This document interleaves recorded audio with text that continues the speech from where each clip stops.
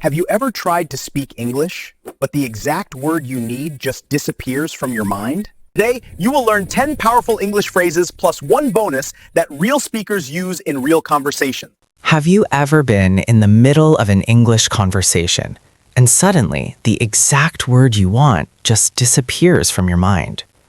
You know the feeling. You understand the grammar, you know the vocabulary, but when it is time to speak, your mind goes blank.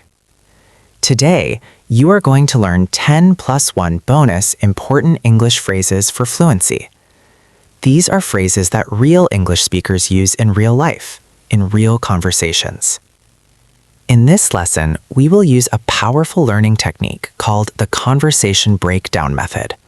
This method helps you not only understand English, but actually remember it and use it naturally when you speak. The idea is simple. First, you see how a phrase is used in a real conversation. Then, we break it down and explain the meaning. After that, you see it again so your brain can recognize it more easily next time. This method is especially helpful because many English learners study vocabulary, grammar, and pronunciation for years, but still struggle to speak. The problem is not knowledge. The problem is recall. So let's begin with the first important English phrase for fluency. Phrase number 1 is, go with your gut. Your gut literally means your stomach or your insides. But in English, we use this phrase figuratively. To go with your gut means to trust your instincts. It means you do not overthink. You simply follow what feels right. For example, when you are choosing a new job, sometimes it is better to go with your gut instead of overanalyzing every detail. Trust yourself. Phrase number 2 is, I'm on a mission. When you say you are on a mission, it means you are very determined. This is not just a casual goal. It is something important to you, something that motivates you deeply. For example, you might say, I'm on a mission to improve my English speaking skills this year. This shows strong commitment and motivation. Phrase number 3 is, no way. This phrase is used when you strongly disagree with something. There is no hesitation, there is no doubt. If someone asks you, could you live without coffee for the rest of your life? You might answer, no way. It means absolutely not. Phrase number 4 is, hit the spot. When something hits the spot, it is exactly what you need in that moment. It is perfectly satisfying. For example, on a cold day, a hot cup of tea really hits the spot. Or on a hot day, a cold drink hits the spot. Phrase number 5 is stuck in the Stone Age. The Stone Age refers to a very old time in human history.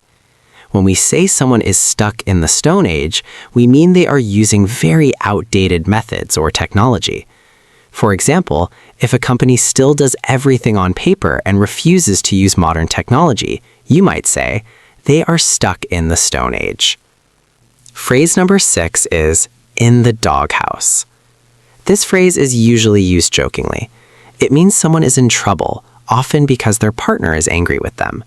If you forgot an important anniversary, you might say, I'm definitely in the doghouse now. Phrase number 7 is, defeat the purpose. When something defeats the purpose, it means it destroys the original goal. For example, if your goal is to sleep better, but you stay on your phone all night, that defeats the purpose. The action works against the goal. Phrase number 8 is, get nothing from it. This phrase means something gives you no real benefit. For example, I attended that class, but I got nothing from it. It is a very natural way to express disappointment. Phrase number 9 is, it's a bummer. A bummer means something is disappointing, but not tragic. It is a lighter, more casual expression. For example, it's raining all weekend. That's a bummer. Phrase number 10 is, put a lot of money into something.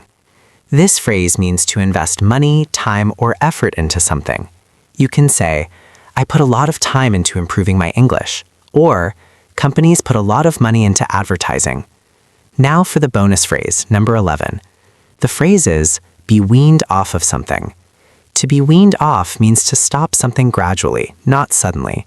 For example, I'm trying to get weaned off social media.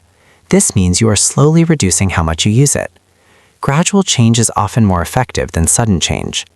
Now that you have learned these 10+1 important English phrases, the key is practice. Say them out loud.